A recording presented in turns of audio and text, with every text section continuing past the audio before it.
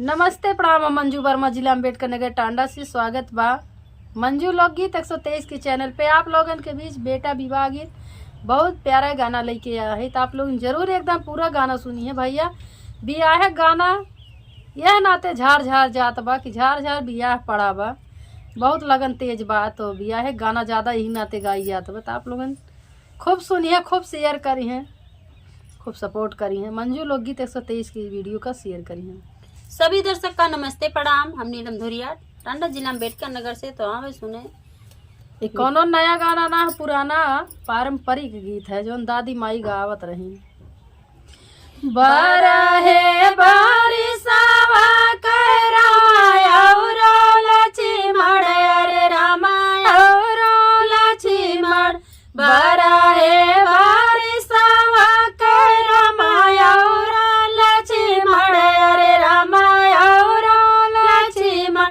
अरे बना मीचे खेलते शिकार रे लालनवा, अरे बना बीचा खेलते शिकार रे लालनवा।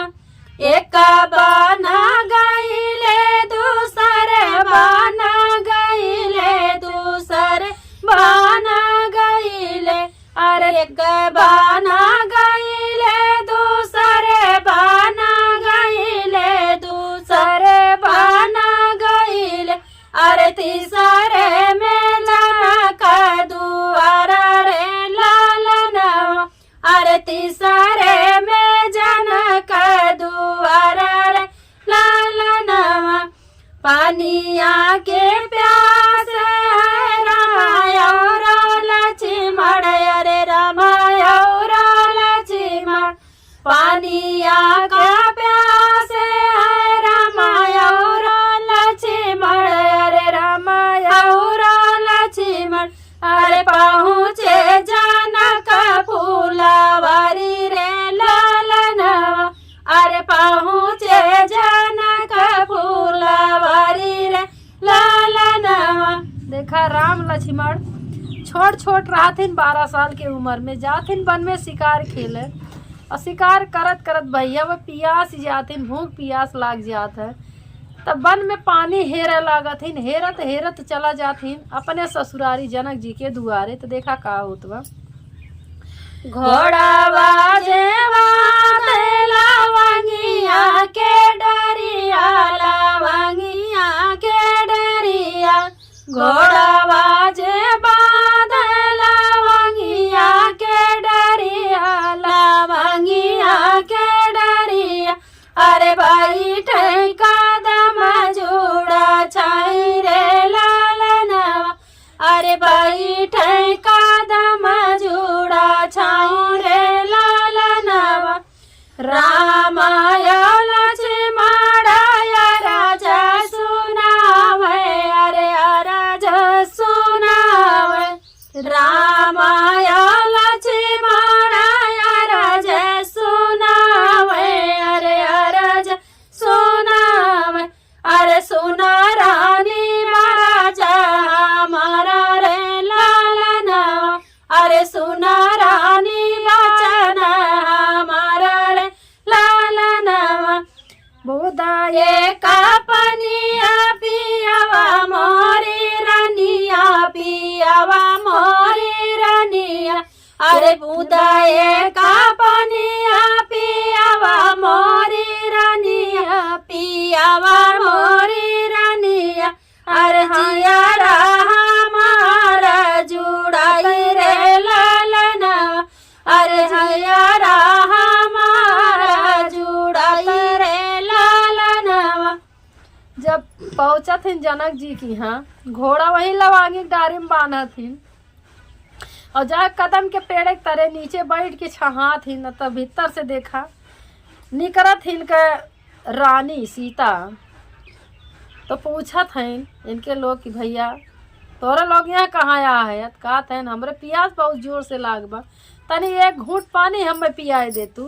तो देखा पहले वो पूछत हैं उनके लोग, राम लक्ष्मण पूछत हैं तू हऊ की? लक्ष्मण पूछत हैं एतनी बचन सुनी बेटी शीतला देई, बेटी शीतला दे एतनी वचन सुनी बेटी शीतला देई, बेटी शीतला देई, पानी आज भरा रही लोरा रे लालनवा, अरे पानी आज भरा रही लोरा रे लालनवा। राम लक्ष्मण का पानी पियावे ताई हलकोरा मार के करे बाद पानी भरत हई तो पियावत हई कैसे?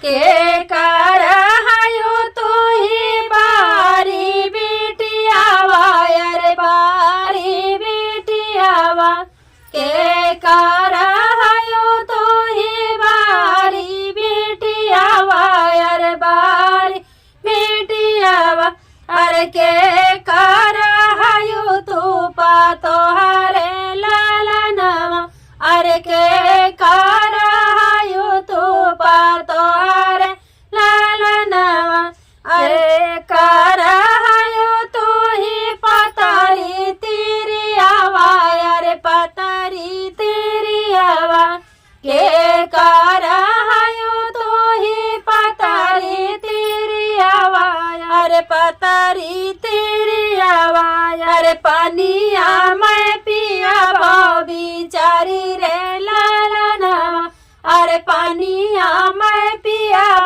बिचारी रे लालनवा। लक्ष्मण पूछत हईन के कर बिटिया हऊ, के कर पतो हऊ, के कर मेहरारू हऊ।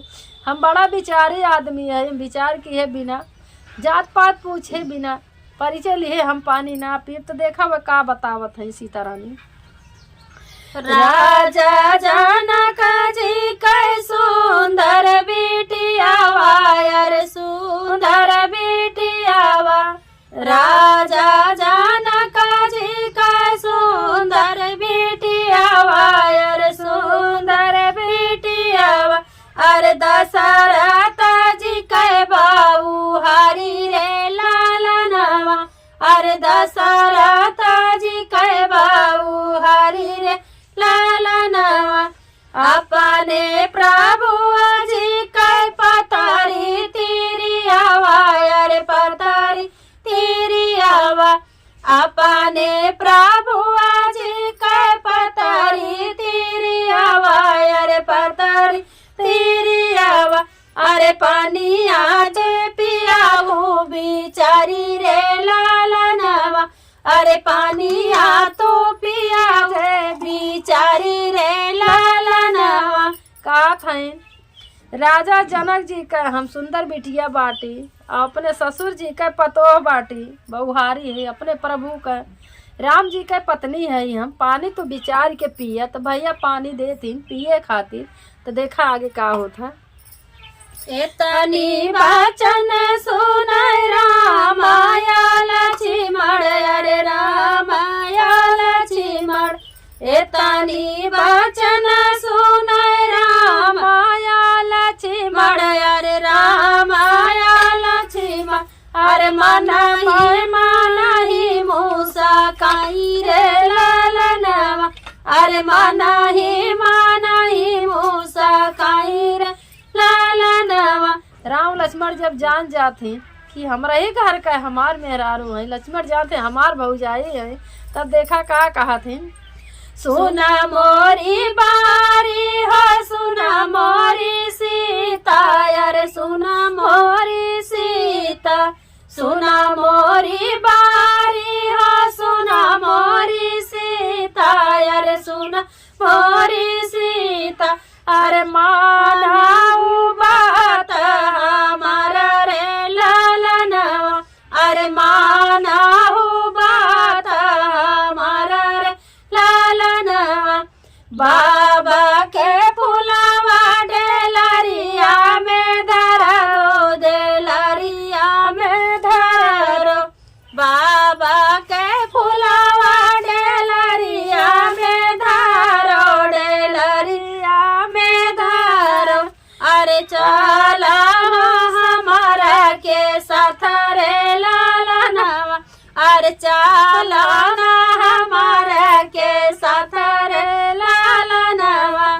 कहा था राम लक्ष्मण कि जब तो हमार रानी हो तो ई जौन तू फूल पता का ले हो एक तू डेलरी में धरा हो चला हमरे साथे तो देखा लेकिन वो कैसे जाई है साथे का और कहत है बाही धाई काई बाही आजा पकड़ाई रामा अरे पकड़ाई रामा अरे घोड़ावा पे लिए बाई ढाई रे लालनावा अरे घोड़ावा पे लिए बाई ढाई रे लालनावा फूल पता का बहवाए दिन झट से उनका बाह पकड़ के घोड़ा बैठा लीन सीता का देखा जबरदस्ती लेके जाए लागिन वह फुलवारी में से सीता का तो आप सीता का करी है वह बेचारो लाचार मेहरारू देखा एतनी भी पत जब सीता पे पड़ल अरे सीता पे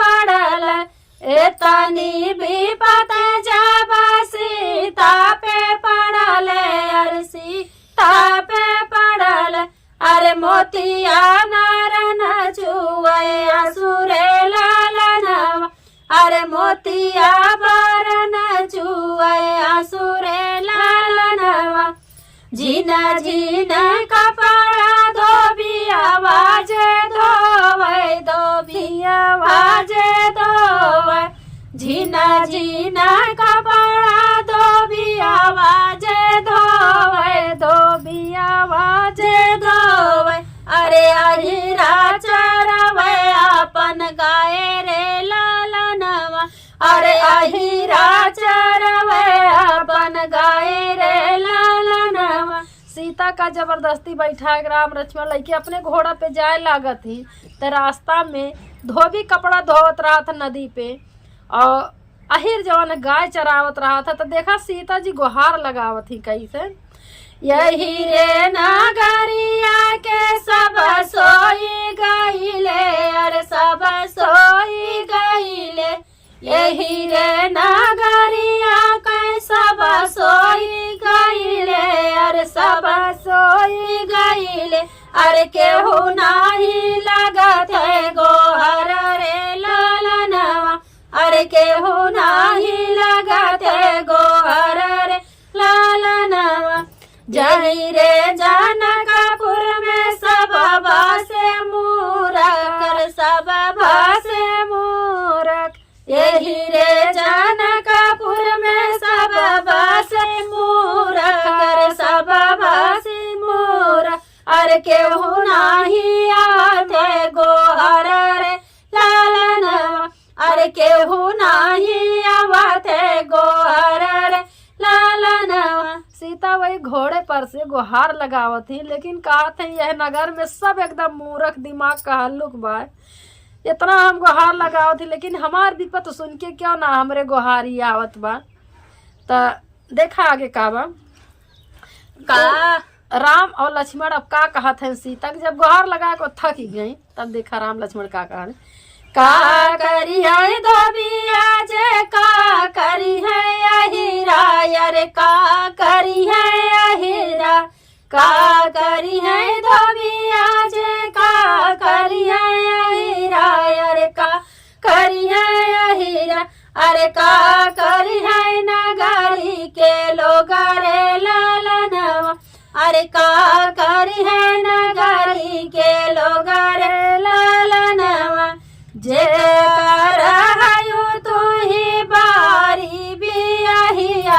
अरे बारी बियाहिया जे करहयो तू ही बारी बियाहिया अरे बारी बियाहिया अरे वही तोहका पकड़लाई जाई रे लालनावा अरे वही तोहका पकड़लाई जाई रे लालनावा जे करे ही सते सीता तोहरा बियाह भाई तोहरा बियाह भाई जे करे ही सते सीता तोहरा बियाह भाई तोहरा बियाह भाई अरे वही राम तू लिए जाई रे लालनावा अरे वही राम तू लिए जाई रे लालनावा देखा आराम कहत हैं का करिए अही का करिए ई जौन धोबी है न का करी गांव के लोग जेकरे साथे तोहार बियाह में उहे तो का हर के लई जात हुए घोड़ा बैठाई के क्यों हार तोहरे नहीं आई तो अपने साथे लिया के चला जाती। धन्यवाद।